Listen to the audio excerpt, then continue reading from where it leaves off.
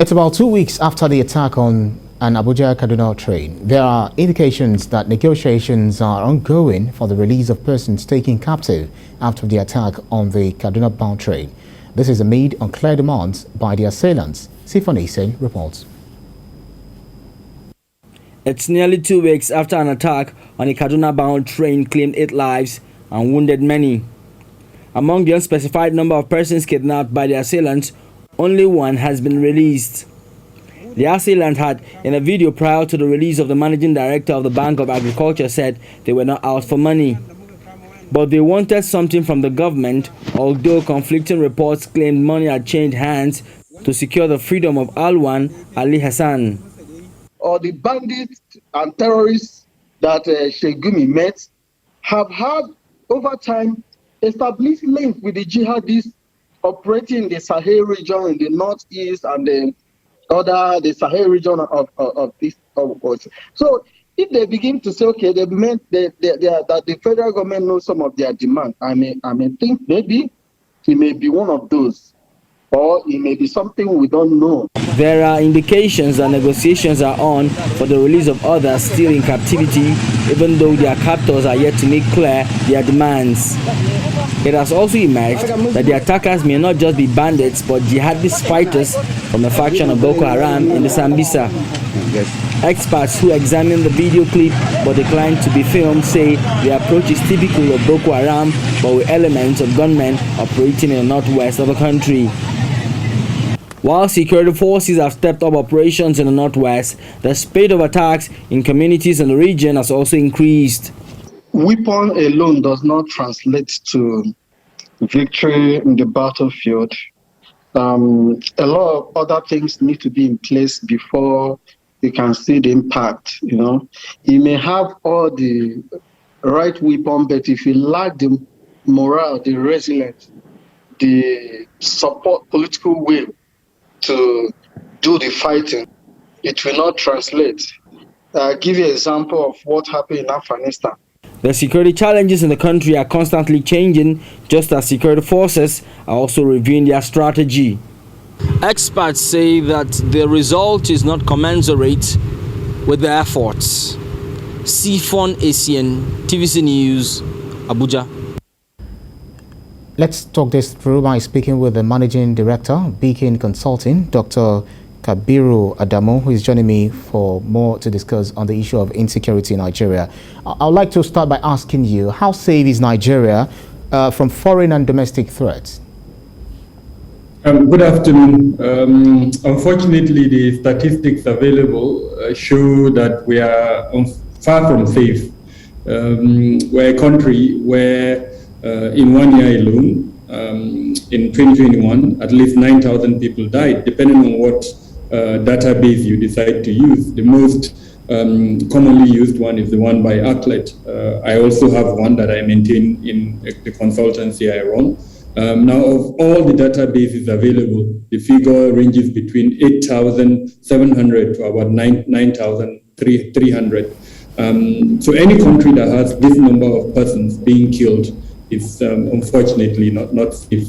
We're just about to release our March report for 2022. We did an analysis of Q1, and I can tell you that about 3,500 Nigerians were killed between January 1st and March 31st in 2022. So clearly, in the global space, we would rank somewhere between number 1 to number 3 in terms of the number of deaths that are occurring, within the Nigerian territorial space. So unfortunately, we're far from safe.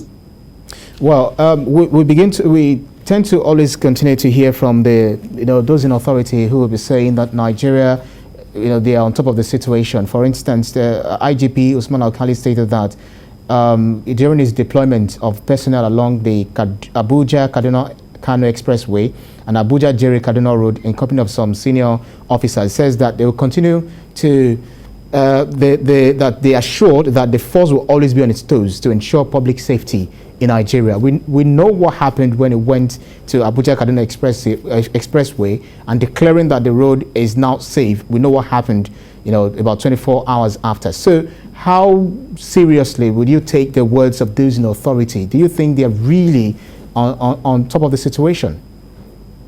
The only thing I would say is we need to hold them to account.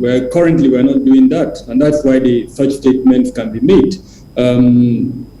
Yes, it's good to reassure. It's good to talk to citizens, as it were, but it's also very important to be accountable. What do I mean to be accountable? If you are responsible for a certain issue, in this instance, the protection of lives and property within the civil space, and then consistently we're seeing the breaches to that protection of lives and property, then we need to hold whoever that office holder is accountable. We're currently not doing enough of that, and that is why they can make such statements and get away with it. Advocating the introduction of metrics using monitoring and evaluation tools by those that have responsibility for these offices. As an example, the Minister of Police Affairs, the Police Service Commission, the Parliament, especially the relevant committees that have responsibility for policing, should introduce metrics as well as M&E functions to measure the performances of this organization. In simple terms, if kidnapping in January was 100 Nigerians, that the kind of metrics that would allow the Inspector General of Police to speak to us with confidence is to show that he has reduced that figure from 100 to 20. Dr. Adamu, very quickly, attention seems to be turning to 2023 general election. All eyes on who is going to be the next leader in the midst of all these, ravaging insecurity in the country. What would you advise that we should do? Because we've molded the idea of bringing in mercenaries, manning our border and all of that. What would you advise ahead of 2023 general election? Do you think with this insecurity election, it might affect the conduct of the election at the end of the day? Yes, my advice is for number one, immediate introduction of accountability within the security space. All the leadership of the security organization should be held accountable.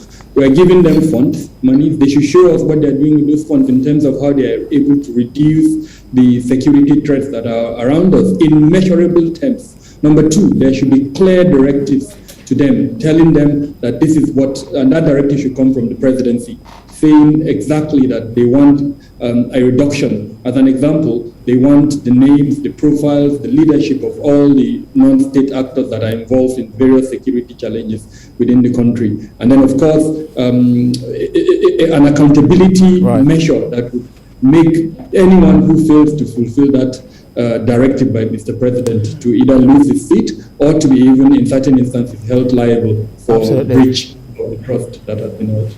Right, Managing Director, Beacon Consulting, Dr. Kabir Adamu, thank you so much for your insight. Thank you for having me.